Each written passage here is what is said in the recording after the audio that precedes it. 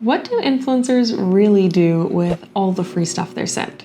Boxes upon boxes of beauty products, trinkets, and branded merch that would take any normal person a lifetime to get through. Do influencers really use every product that they're sent? Is it possible to go through 30 different shampoos before they expire? Are creators making money off of these? Are they allowed to? Well, as someone who has been on the receiving end of PR products for nearly a decade, I was faced dead on with this question when I moved abroad and had to look my literal closet full, in addition to several shelves full of product that I wouldn't be able to bring with me in the eye. And when I looked at everything, I was honestly pretty disappointed in myself because there was just this huge gap in what I envisioned doing with it all and what really happened. And in talking with a lot of my friends in this space, the problem of PR is one that nobody ever really wants to talk about publicly because how privileged are we to be sent things from brands? But simultaneously, there's a weight to them, an expectation around them, and more often than not, they start taking over people's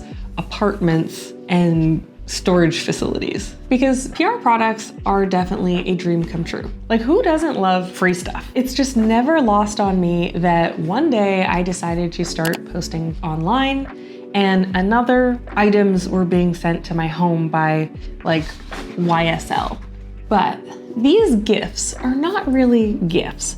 A brand isn't sending you their products just because they like you and want to bestow a present upon you. PR products are part of a brand's marketing strategy. While they might not be explicitly asking you to post about them, there is kind of an expectation that you will, usually in the form of let's see, here are the hashtags that you can use if you choose to share the love on social media. And brands do this because as a creator, you either have an audience that they want to tap into, you have a quality or caliber of content that they would like to see used to promote their products. They're hoping to get something out of it.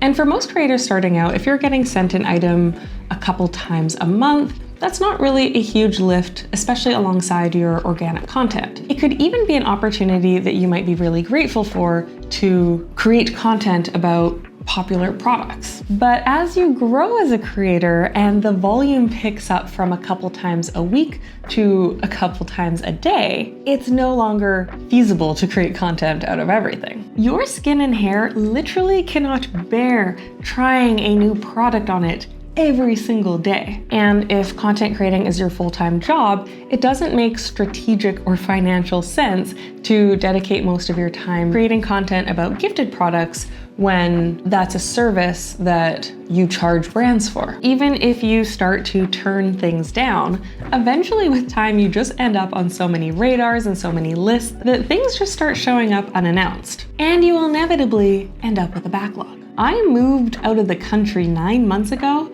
and stuff is still showing up at my apartment in Vancouver, no matter how many times I've tried to tell the brand. Now, none of this is a woe is me thing. Receiving PR products is not some great burden. If you're here and want to harp on the disgusting privilege of being an influencer and how you hate all of us, go watch this video and join the hundreds of commenters there. I'm just here to discuss a reality that the public is not often privy to. And I also want to note that the practice of sending out PR packages has existed long before the creation of the influencer economy. Magazine writers, editors, journalists, celebrities, athletes have all been on the receiving end of gifts from brands. And as a result, this backlog problem has existed this whole time too. So that brings us to what happens with all of this. The most strategic of content creators, and the creator I always strive to be, does their best to capitalize off of these gifts, making the most out of it from a business perspective. Because again, these products do not pay the bills. But there is a right and wrong way to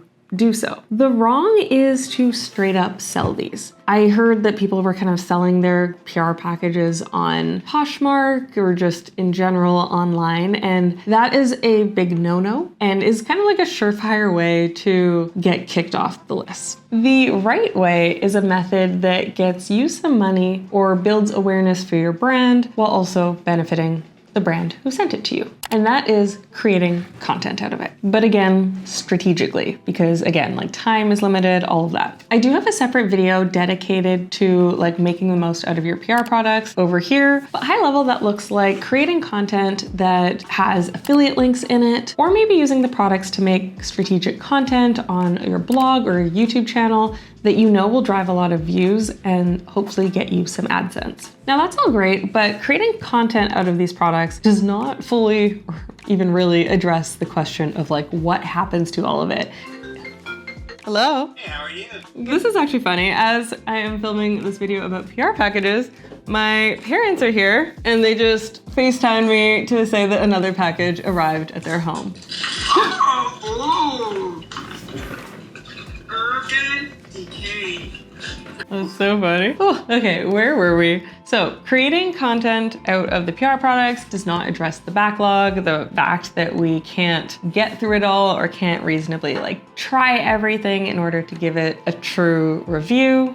So what happens to it? Realistically, it sits and sits and sits, either in its boxes, or if we have opened it to try it, it's like sitting on our bathroom shelves, sitting and sitting and sitting until people are like really forced to address it. And I do want to say like the products are left sitting, at least in my experience and in like some of the people I've talked to, with the best intentions. Like I usually have this thing where like I keep it in its box until I've had the chance to take photographs of it. And then I'm allowed to like open it and start using it. And then after like opening it, it sits on like the shelf and is like kind of used in my rotation, hopefully until I have the chance to like create content about me using it. But that backlog that I talked about, it's like this naive hopefulness that like I'll be able to get through it all in time, but that like in time never happens. And so inevitably they're forced to pass on. And so there's a few different ways that a creator might pass on these products depending on like what they are or like the stage of use they are in. So first, if the products are unused, unopened, there's a lot more promise for them to have a second life. A lot of creators will use them as presents. Once you take a lot of these like little lip stains and stuff out of their boxes, they make really great stocking stuffers, or they can all kind of be packaged together as like a little gift bag for somebody's birthday. And I think it's just like a really fun way to like share the love and allow like friends and family in my life to tap into like this cool privilege that I have.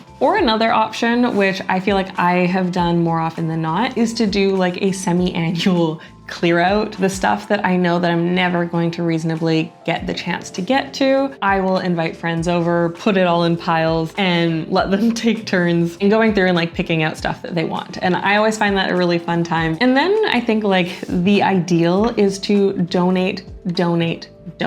And this is really only something that you can do when the products are unused, because understandably, shelters and stuff like that are not going to want open, used, potentially contaminated products. Like I said, it's been such a privilege to receive these products. So if I can pass them along to people who are actually in need of them, not just like, oh, it'd be fun to have. Especially I find like hygiene products, like the shampoos, the conditioners, the body washes. There are people out there who are in need of these items. So personally, I have primarily donated them to women's shelters, but I have friends who put together gift bags and donate them to mothers in need, or sometimes like the makeup will go to students at more at-risk schools and can be used as like gift bags for them to get ready for their prom. And while I think from a brand's perspective, it's not like the most ideal situation because again, like they were doing this for marketing, but like if the products are sitting on the shelf at risk of being expired, it's better that they go to somebody in need. I feel like the most cold-hearted CEOs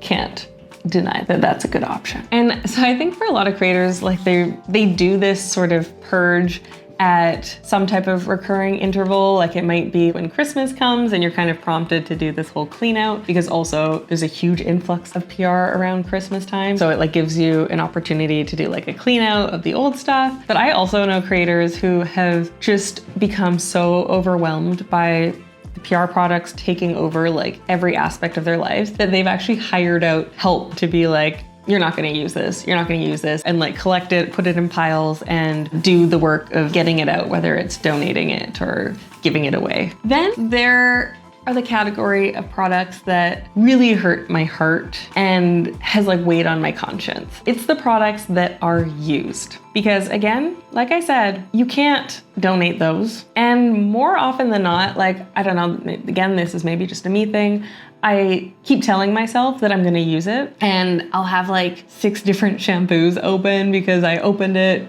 because I wanted to make a video out of it, or I wanted to start incorporating it into my routine. But then when I'm like rotating between 6 different shampoos and I only wash my hair like once a month, maybe once every 2 weeks if I'm feeling really ambitious, that makes it impossible to use everything to the bottom before it expires. And it's kind of funny even me just saying this out loud, because I'm like, hey, like, why were you so delusional thinking you were going to finish everything? And I was, again, like really faced with this when I moved out, because I had a literal shelf of products that were open, that were in my rotation, but some of them had been sitting there opened for literal years. They were years old. Some of them had changed color, some had changed consistency and smell, and I ever determined was still actually using them, probably at the expense of my skin and hair. But like, I was determined to not be wasteful. But then when it reaches the point where you have to clear it out, you are faced with the reality that like, you can't donate these. It would be cruel, if not irresponsible, to give 4-year-old expired products to